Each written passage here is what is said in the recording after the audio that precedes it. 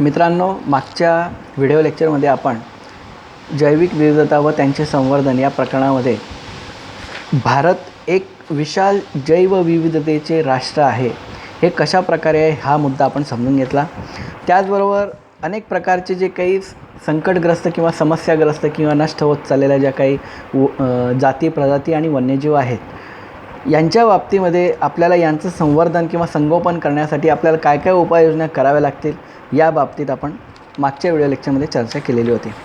आता काही वन्यजीवांच्या किंवा या प्राण्यांच्या संदर्भामध्ये काही कायदे आहेत यांची आपण चर्चा करू, ज्याला आपण वाईल्ड लाईफ कन्झर्वेशन ॲक्ट्स असं म्हणतो।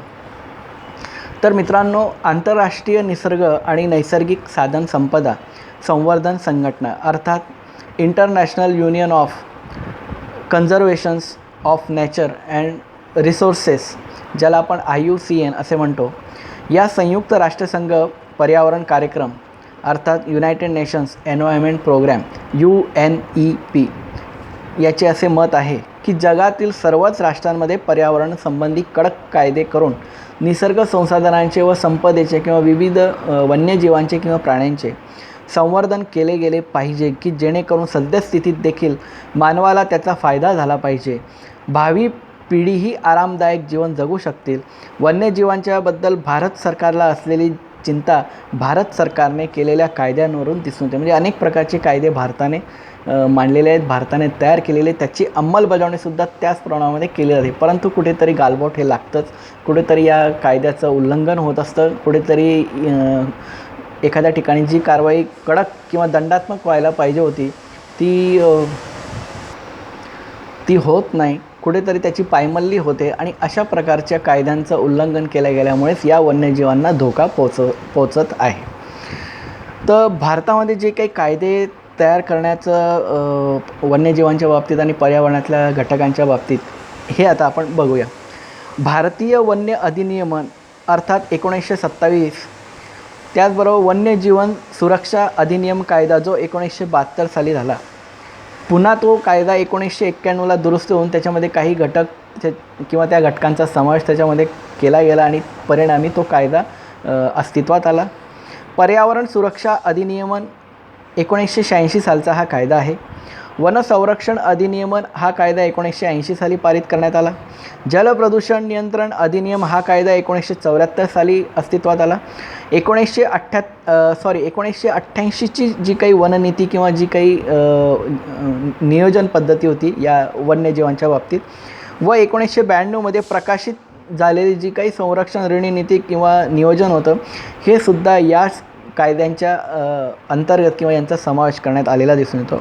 भारतात वन्यजीवांचे संरक्षण 1952 पासून ते 1972 पर्यंत राष्ट्रीय वननीतीद्वारे किंवा राष्ट्रीय वननीती म्हणजे एक प्रकारची नीती आयोगासारखीच संस्था आहे, संघटना आहे, ती वन्यजीवांच्या आणि प्राण्यांच्या संदर्भामध्ये काम करत असते आणि ती सर्व आकडेवारी जमा करत असते, कुठे काय चाललं आहे, कोणत्या ठिकाणी कशा प्रकारची वन्यजीव आहे, वनस्पती आहे, जैविक विविधता आहे, अशा बाबतीतला अभ्यास ही एक संस्था करत असते। 1972मध्ये केंद्रीय वन्यजीवन सुरक्षा अधिनियमन बनवला गेला आणि कायदा अस्तित्वात आणण्यात आला, जो वर्तमान काळात पण संपूर्ण देशात लागू आहे। 1988मध्ये राष्ट्रीय वननीती तयार करण्यात आली। कालांतराने पर्यावरण सुरक्षा अधिनियमन हा 1980मध्ये सुधारणा करून वन्यजीवांच्या संरक्षण संदर्भामध्ये शिक्षण देण्यासाठी डेहराडून, जे उत्तराखंड या राज्यामध्ये आहे, येथे भारतीय वन्यजीव संस्थेची स्थापना करण्यात आली। Wild life institute of India 1980 साली भारतीय वन्यजीव संस्थेची स्थापना करण्यात आली आणि ती कुठे, तर देहरादूनमध्ये ऑब्जेक्टिव्ह टाईप क्वेश्चनमध्ये विचारला जाऊ शकतो परीक्षेमध्ये, जिचा उद्देश असा आहे की अभयारण्य व वन्यजीवांच्या व्यवस्थेसंबंधी किंवा या प्राणी किंवा जे काही प्राणी ज्या ज्या प्रदेशात अधिवास आहे अशा व्यवस्थे किंवा त्या नियोजनच्या बाबतीमध्ये लोकांना वैज्ञानिक दृष्टिकोनातून व्यावसायिक शिक्षण देण्याची भूमिका या भारतीय वन्यजीव संस्थेची आहे किंवा ती राहिलेली आहे। त्याच्यानंतर आहे राष्ट्रीय उद्याने आणि अभयारण्याची स्थापना। मित्रांनो, establishment of national parks and sanctuaries भारतात वन्य प्राण्यांच्या संरक्षणाच्या आणि संवर्धनाच्या हेतूने 566 अभयारण्ये व 86 राष्ट्रीय उद्यानांची स्थापना केली आहे. 1999 ते 2000च्या आकडेवारीनुसार त्यांचे एकूण क्षेत्रफळ 1,53,000 चौरस किलोमीटर आहे. हे क्षेत्रफळ भारताच्या एकूण क्षेत्रफळाच्या 4.66% इतके आहे. रिझर्व्ह नेटवर्क रिपोर्टच्या मते देशात जे काही क्षेत्रांचे एकूण क्षेत्रफळ आहे ते क्षेत्रफळाच्या कमीत कमी 5.6% क्षेत्र असणे जरुरी आहे. म्हणजे आपण 4.66% पोहोचले, म्हणजे अजून 1% क्षेत्र आपल्याला असणे आवश्यक आहे. म्हणजे भारत 1.1% पाठीमागे आहे. भारत सरकारद्वारे स्थापन केलेल्या 86 राष्ट्रीय उद्यानांपैकी काही महत्त्वपूर्ण राष्ट्रीय उद्याने खालीलप्रमाणे. काही उद्यानांची माहिती त्यांनी सांगितलेली आहे. काही उद्यानांची यादी आपल्याला इंटरनेटच्या माध्यमातून किंवा total national parks and total sanctuaries in India असं जरी गुगलवर टाकलं तर तुम्हाला यादी त्या गुगल किंवा त्या इंटरनेटवर मिळून जाईल. पुढचं आहे मेली पार्क. मेली पार्क हे जे उद्यान आहे हे उत्तर प्रदेशातील रामनगर जिल्ह्यातील नैनिताल खोऱ्यामध्ये आहे. याचे क्षेत्रफळ 125 चौरस स्क्वेअर किलोमीटर आहे. या उद्यानामध्ये हत्ती, माकड, वेगवेगळ्या प्रकारचे हरिण व पक्षी आढळतात. म्हणजे पूर्णपणे हे जे उद्यान आहे हे शाकाहारी वन्यजीवांच्या बाबतीमध्ये आहे. दुसरं आहे कान्हा राष्ट्रीय उद्यान. हे राष्ट्रीय उद्यान मध्य प्रदेशातील मंडला जिल्ह्यात आहे. याचा विस्तार 100 स्क्वेअर किलोमीटर या एवढा पसरलेला असून या ठिकाणी हरिण, काळे हरिण, सांबर, निळे बैल, जंगली म्हैस, वाघ, कुत्रे, पशुपक्षी, गेंडा इत्यादी प्रकारचे शाकाहारी व मांसाहारी प्राणी हे सुद्धा आढळतात. पुढचं आहे शिवपुरी राष्ट्रीय उद्यान. हे जे काही उद्यान आहे मित्रांनो हे मध्य प्रदेशातील शिवपुरी जिल्ह्यामध्ये शिवपुरी या ठिकाणी अस्तित्वात आहे. यांचं जे काही क्षेत्रफळ आहे म्हणजे 60 स्क्वेअर किलोमीटर आहे. या ठिकाणी वाघ, हरिण इत्यादी वन्यजीव आढळतात. पुढचं आहे सर्वात महत्त्वाचं आणि हे नाव सर्वांनी ऐकलेलं आहे, कार्बेट राष्ट्रीय उद्यान, ज्याला आपण जिम कार्बेट नॅशनल पार्क या नावाने आपण ओळखतो किंवा ते आपण ऐकलेलं आहे. हे जिम कार्बेट जे काही उद्यान आहे हे उत्तरांचल या राज्यामध्ये आहे. येथे वाघ, हत्ती, वानर, मोर म्हणजे अनेक प्रकारची विविधता आणि शाकाहारी आणि मांसाहारी प्राणी या ठिकाणी आढळून येतात. सर्वात जास्त वन्यजीवांची संख्या, वनस्पतींची संख्या या उत्तरांचल या राज्यामध्ये आढळून येते.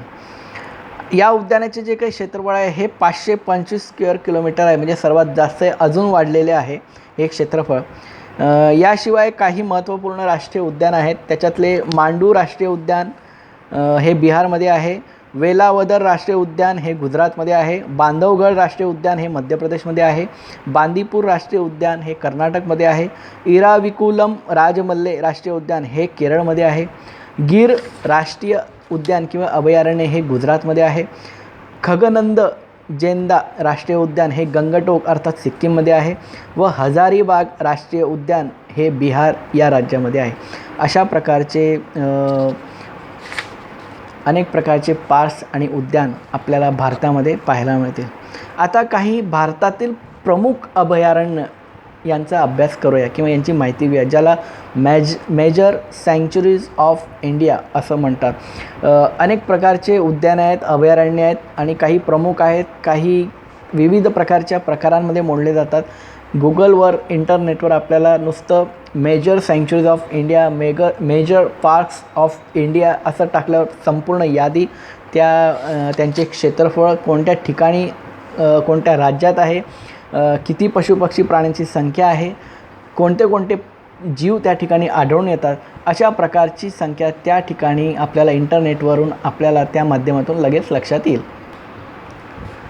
भारतातील जे काही प्रमुख अभयारण्य आहेत तर जवळपास भारतामध्ये 566पेक्षा जास्त अभयारण्यांची स्थापना केली गेली आहे. त्यापैकी प्रमुख अभयारण्यांचं आपण थोडक्यात माहिती जाणून घेऊ. अगदी जास्त नाही आहे, थोडे आहेत. पहिले आहे जिम कार्बेट अभयारण्य. जिम कार्बेट अभयारण्य हे भारतातील पहिले अभयारण्य आहे आणि जिम कार्बेट या परदेशी संशोधकाने किंवा या पर्यटकाने हे ब्रिटिशांच्या काळामध्ये म्हणजे त्या पिरियडमध्ये असताना याच्याच नावाचं ते अभयारण्य आहे आणि त्यानेच या ठिकाणी खूप मोठ्या प्रमाणात जैवविविधता आढळून येते. म्हणून आणि सर्वप्रथम तो प्रदेश यानेच शोधून काढला, म्हणूनच त्याचं नाव या ठिकाणी दिलं गेलं आणि हे पहिलं अभयारण्य भारतामध्ये अस्तित्वात आलं, ज्यांची स्थापना 1935 मध्ये झाली. हे अभयारण्य 552 स्क्वेअर किलोमीटर इतक्या क्षेत्रामध्ये पसरलेले आहे. याचा विस्तार उत्तरांचल या राज्यामध्ये खूप मोठ्या प्रमाणामध्ये म्हणजे पौडी, गढवाल व नैनिताल या जिल्ह्यामध्ये आढळून येतो. येथे अनेक प्रकारचे शाकाहारी आणि मांसाहारी, दुर्मिळ आणि नियमित असलेले पशु पक्षी प्राणी आढळून येतात. दुसरं आहे वदन्यगल पक्षी अभयारण्य. हे अभयारण्य चेन्नई जवळील म्हणजे तमिळनाडू या राज्यामध्ये चेन्नई या ठिकाणी एका सरोवरात स्थित आहे, ज्याचे क्षेत्रफळ 0.30 चौरस किलोमीटर आहे. कित्येक प्रवासी पक्षी भ्रमण करत या ठिकाणी वास्तव्य करतात, अधिवास त्यांचा असतो. येथे अनेक प्रकारचे भ्रमण करणारे अनेक दुर्मिळ पशुपक्षी सापडतात, आढळून येतात. अशा प्रकारचं वैशिष्ट्यपूर्ण अभयारण्य हे वदन्यगल हे आहे. पुढचं आहे मित्रांनो ते म्हणजे काझीरंगा अभयारण्य. या अभयारण्याची स्थापना 1926 मध्ये आसाममधील शिवसागर या जिल्ह्यामध्ये झाली. हे अभयारण्य आसाम या राज्यात आहे. याचे क्षेत्रफळ 430 स्क्वेअर किलोमीटर आहे. येथे अनेक प्रकारचे गेंडे, हत्ती, जंगली म्हैस, सांबर, अस्वल, वाघ इत्यादी प्रकारचे शाकाहारी आणि मांसाहारी वन्यजीव या अभयारण्यामध्ये आढळून येतात. काझीरंगा अभयारण्य हे खास गेंड्यांसाठी प्रसिद्ध आहे, हे लक्षात ठेवा. आणि गेंड्यांसाठी प्रसिद्ध आहे, तर या अभयारण्यामध्ये जे गेंडे आढळतात ते एक शिंग असलेले जे काही गेंडे आहेत ते एक शिंग असलेले गेंडे या ठिकाणी मुख्य आकर्षण आहे आणि ते इथे आढळतात. म्हणून हे एक शिंग गेंड्यांसाठी जगप्रसिद्ध असलेलं काझीरंगा अभयारण्य जे आसाम या राज्यामध्ये आहे. पुढचं आहे मधुमलाई अभयारण्य. मित्रांनो, हे अभयारण्य 1940 मध्ये निलगिरी जिल्ह्यात स्थापन झालेले आहे. याचे क्षेत्रफळ 321 स्क्वेअर किलोमीटर आहे. या ठिकाणी अनेक प्रकारची जैवविविधता आढळून येते. त्याचबरोबर शाकाहारी, मांसाहारी प्राण्यांचं सुद्धा प्रमाण मोठ्या प्रमाणात आहे. इत्यादी प्रकारचे वैशिष्ट्य या मधुमलाई अभयारण्य हे तमिळनाडू या राज्यामध्ये असलेलं आहे. पुढचं आहे मानस अभयारण्य. मित्रांनो, हे अभयारण्य 1928 साली स्थापन झालेलं आहे, जे आसाम राज्यामध्ये आहे. जवळपास 3000 स्क्वेअर किलोमीटरचं क्षेत्र या ठिकाणी पसरलेलं आपल्याला दिसून येतं. येथे विभिन्न प्रकारचे पशु पक्षी अर्थात शाकाहारी आणि मांसाहारी प्राण्यांचं वास्तव्य किंवा अधिवास या ठिकाणी आढळून येताना आपल्याला दिसेल. अशा प्रकारचे वैशिष्ट्य या मानस अभयारण्याचे आपल्याला लक्षात येईल.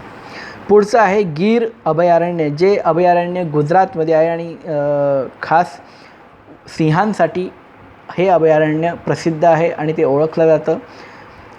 हे अभयारण्य गुजरातमधील सौराष्ट्र जिल्ह्यात आहे. अनेक प्रकारचे शाकाहारी आणि मांसाहारी प्राणी आणि खास करून सर्वात जास्त या ठिकाणी सिंहांचं संगोपन केंद्र आहे. सिंहांचं संरक्षण केलं जातं. सिंहांची परिवार वाढवला जातं. पैदास केंद्र ज्याला आपण म्हणतो, जे नामशेष होण्याच्या मार्गावर आहेत. अशा प्रकारचे आशियाई सिंह या ठिकाणी आढळून येतात, तेही गीर अभयारण्यात, जे गुजरात राज्यामध्ये सौराष्ट्र या जिल्ह्यामध्ये आहे. पुढचं आहे मित्रांनो ते म्हणजे केवलादेव घाना अभयारण्य. हे अभयारण्य राजस्थानमधील भरतपूर जिल्ह्यात 29 स्क्वेअर किलोमीटर या क्षेत्रात पसरले आहे. राजस्थानमध्ये भरतपूर जिल्ह्यात अनेक प्रकारचे हे अभयारण्य खास स्थलांतरित आणि विदेशी पक्ष्यांसाठी प्रसिद्ध आहे. अनेक प्रकारचे स्थलांतरित पक्षी या ठिकाणी येतात. हवामानाच्या बदलामुळे किंवा पर्यावरणातल्या होणाऱ्या बदलामुळे अनेक पक्षी या ठिकाणी येत असतात, त्यांचं वास्तव्य करत असतात. त्यांचा कालावधी संपल्यानंतर पुन्हा हे पक्षी स्थलांतरित होत असतात. म्हणजे अशा प्रकारचं मार्गक्रमण किंवा प्रवास या पक्ष्यांचा राहिलेला आहे. खास स्थलांतरित पक्ष्यांसाठीच हे अभयारण्य प्रसिद्ध आहे. अनेक प्रकारचे शाकाहारी आणि मांसाहारी प्राण्यांचं सुद्धा वास्तव्य केंद्र या ठिकाणी आपल्याला पाहायला मिळेल. पुढचं आहे मित्रांनो ते म्हणजे राष्ट्रीय मरू उद्यान. या अभयारण्याची स्थापना जी काही आहे ती 1980 मध्ये झाली. या अभयारण्याचे जे काही क्षेत्रफळ आहे 30.16 लाख हेक्टर इतकं आहे. येथे अनेक प्रकारचे शाकाहारी मांसाहारी प्राणी आढळतात. येथे खास चिंकारा, वाळवंटी, मांजर, लोंबडी आणि ससा या प्राण्यांसाठी हे अभयारण्य प्रसिद्ध आहे. आणि याच प्राण्यांना पाहण्यासाठी अनेक पर्यटक, अनेक लोक लांबून विविध प्रकारच्या देशातून किंवा राज्यातून त्या ठिकाणी ते पाहण्यासाठी येत असतात. अशा प्रकारचं वैशिष्ट्य आपल्याला राष्ट्रीय मरू उद्यान जे आहे या ठिकाणी आपल्याला लक्षात येईल। बांदीपूर अभयारण्य जे पुढचं आहे ते मित्रांनो कर्नाटक राज्यामध्ये आहे आणि याचं जे क्षेत्रफळ आहे 700 स्क्वेअर किलोमीटर आहे। या अभयारण्यात अनेक प्रकारचे शाकाहारी आणि मांसाहारी प्राण्यांचं वास्तव्य आहे। यात खास करून चितळ, सांबर, चौसिंगा, हरिण आणि सिंहासारखी शेपटी असलेले जे काही वानर आहे अतिशय दुर्मिळ हे ह्या अभयारण्यामध्ये आढळून येतात। त्यांचं वास्तव्य आणि हे याच वन्यजीवांसाठी प्रसिद्ध आहे। म्हणून बांदीपूर अभयारण्य जे कर्नाटक राज्यामध्ये आहे अशा प्रकारचे वैशिष्ट्य आपल्याला लक्षात येईल। काही अभयारण्याशिवाय अभयारण्याशिवाय इतर अभयारण्य किंवा पार्क्स किंवा सँच्युरीज आपल्याला माहिती असेल, त्यांचे नावं मी सांगतो। जलदापारा अभयारण्य जलपाईगुडी, त्याच्यानंतर पेरियार अभयारण्य केरळ, जलपाईगुडी जे पश्चिम बंगालमध्ये आहे, पालामाऊ अभयारण्य जे बिहारमध्ये आहे, नागार्जुन सागर किंवा अभयारण्य जे आंध्र प्रदेशात आहे, चिल्का सरोवर अभयारण्य जे ओरिसामध्ये आहे, हजारीबाग अभयारण्य जे बिहारमध्ये आहे, दाचीगाम अभयारण्य मृगवन ज्याला म्हटलं जातं जे जम्मू काश्मीरमध्ये आहे, महावीर अभयारण्य जे गोवामध्ये आहे, कान्हा अभयारण्य मध्य प्रदेशात आहे, सुंदरबन अभयारण्य जे पश्चिम बंगालमध्ये आहे, सागर अभयारण्य जे अंदमान किंवा निकोबार या बेटांमध्ये आहे, शांत खोरे असलेलं अभयारण्य हे केरळमध्ये आहे, फाकिम अभयारण्य जे नागालँडमध्ये आहे, काईबुलम जाओ अभयारण्य जे मणिपूर या राज्यामध्ये आढळून येतं, डंपा अभयारण्य जे मिझोराम राज्यात आहे, सुलतानपूर सरोवर पक्षी अभयारण्य हे हरियाणा या राज्यामध्ये आढळून येतं। अशा प्रकारचे विविध प्रकारचे जे काही अभयारण्य आणि कोणत्या कोणत्या राज्यामध्ये आहेत हे या पूर्ण माहितीवरून आपल्याला लक्षात आलेलं असेल। तर मित्रांनो, अशा प्रकारे अनेक प्रकारचे अभयारण्य आणि त्यांचे प्रदेश, त्यांचे क्षेत्रफळ, कोणत्या कोणत्या प्रदेशांमध्ये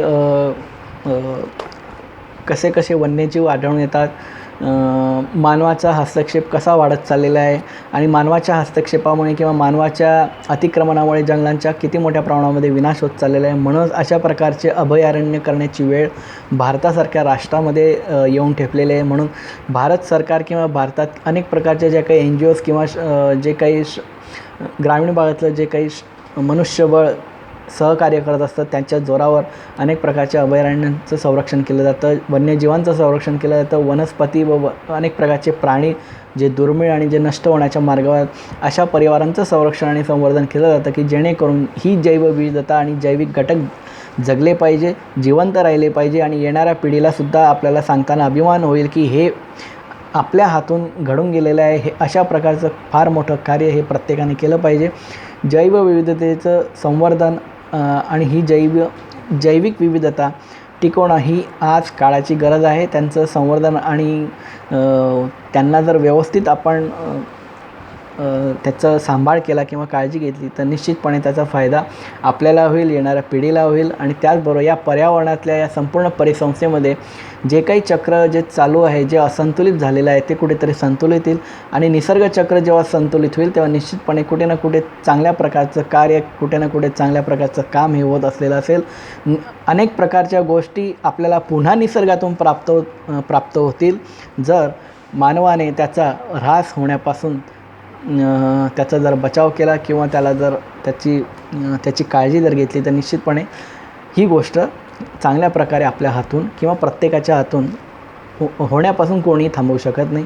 अशा प्रकारे मित्रांनो, आपलं हे चौथं प्रकरण या पर्यावरण अभ्यासातील जैविक विविधता व त्यांचे संवर्धन हे या ठिकाणी संपलेलं आहे। याच्यानंतरचं जे काही 5वं प्रकरण आहे मित्रांनो ते आपण पुढच्या व्हिडिओ लेक्चरमध्ये घेऊया।